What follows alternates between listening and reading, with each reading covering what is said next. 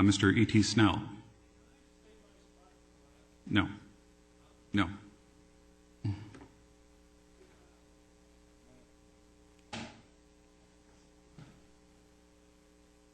you start my time? Can I put this up there? Can we see that?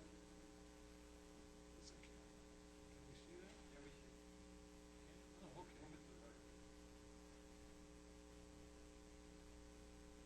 okay. Well,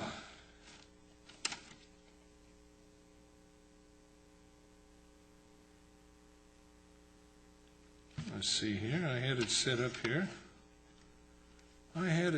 here. Don't start me yet. I wanted to congratulate Mr. Maybe on his 50th. What a guy. You know, freedom of speech. Can you imagine coming down here 50 times talking to you guys? You got to give him credit. I mean, you know, and how many people in Riverside County, what's our population here?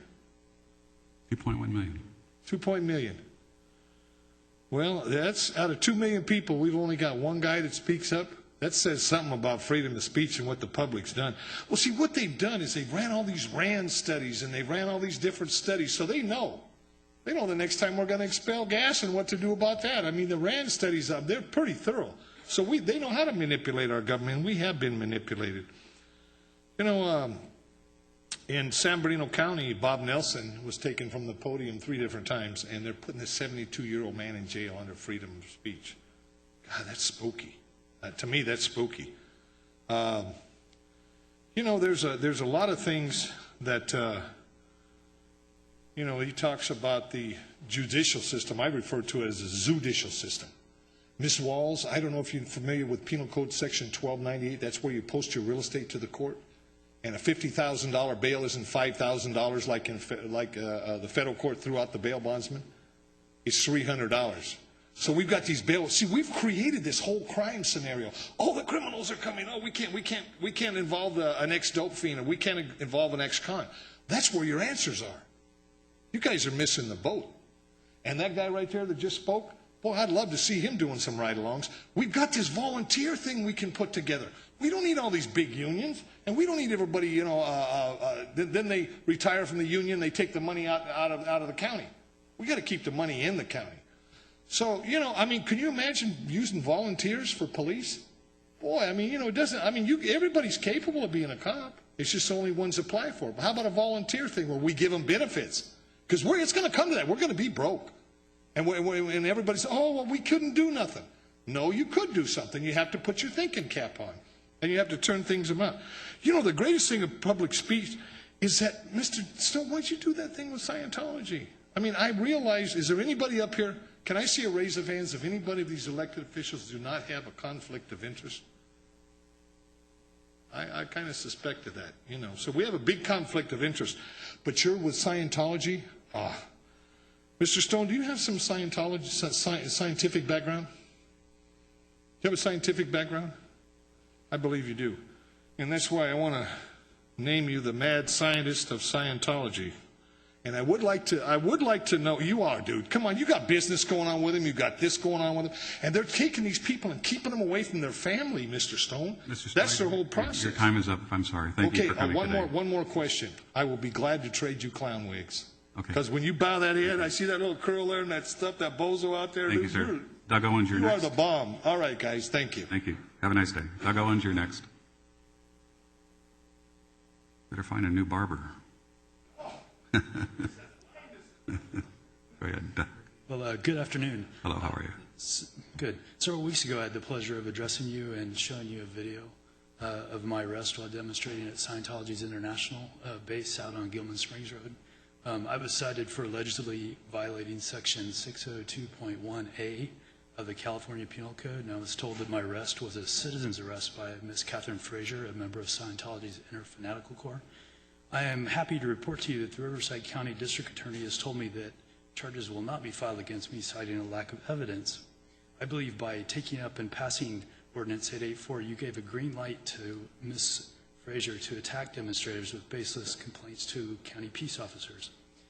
Demonstrators are between a rock and a hard place, as Supervisor Buster remarked in the past, and I urge you to repeal Ordinance 884, to speak up in support of the First Amendment, and to consider using the Sheriff's Community Service Labor Program to make a footpath along Gilman Springs Road from Massacre King into State Street. Ordinance 884 is bad policy, and it is a solution in search of a problem. Thank you. Thank you, Mr. Owens. Francois Choquette is our last speaker.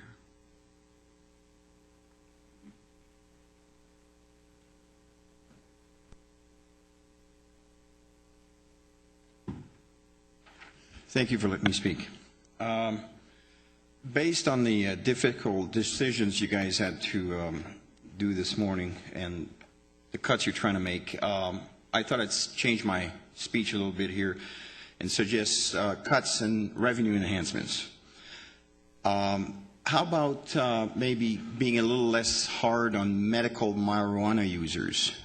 These people have spoken here in the past. I believe the sheriff is arresting these people. That's been discussed at length, and maybe that's an area where you could save some money. But here's another place where you could save some money.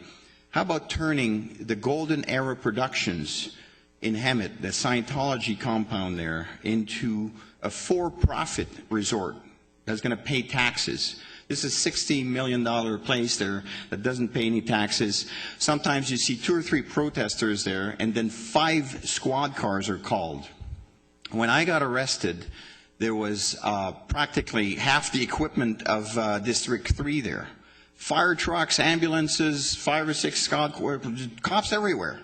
And it wasn't my fault. Now, how come these guards don't get arrested? Now, as far as closing the place down, I'm listing a whole bunch of reasons here on the screen as to why this place needs to be investigated. But let me tell you some more. Just last weekend, there was another very similar arrest done in Nashville. Let me show you what happened.